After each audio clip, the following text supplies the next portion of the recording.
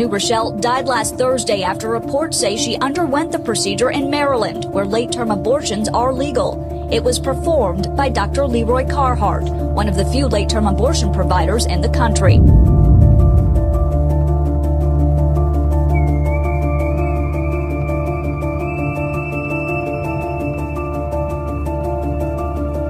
On May 12, 2020, at 3:50 p.m., the Montgomery County Fire and Rescue Service in Maryland received a 911 call. The call came from the abortion facility of abortionist Leroy Carhart. A woman had been badly injured in the course of a late-term abortion. She was examined, given care, and transported to Shady Grove Adventist Hospital. Arriving at the emergency room, the woman was reevaluated and found to be in critical condition. The woman was rushed into the operating room for emergency surgery. She was bleeding heavily from a ruptured uterus, in shock and showing signs of sepsis. Parts of her baby had been left inside her, including a severed leg that was intact from the hip down. Some of the parts had been pushed through the uterine tear and up into the abdominal cavity. The woman's bowels were so badly damaged that the surgeon had to redirect her large intestine to an external bag. After surgery, she was sent to the intensive care unit to be monitored. One of the attending staff members described it as the most horrific thing I have ever seen. The attending surgeon emailed hospital staff acknowledging the trauma they may have suffered from the experience. 9 days after her near-fatal injuries, the woman was discharged from the hospital. That same day, another woman arrived by ambulance from the same abortion facility. She was in even worse condition than the first woman.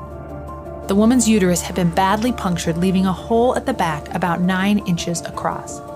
The body of her baby had been shoved through the hole and into her abdominal cavity. The baby was missing an arm and part of its spinal column, but its head was still attached to its body by a small strip of flesh. The woman hemorrhaged so badly that she needed a transfusion of 4 pints of blood to keep her alive. Treatment for her gruesome injuries included an operation that permanently ended her ability to have children. Both women suffered their injuries while undergoing D&E abortions at 25 weeks gestation.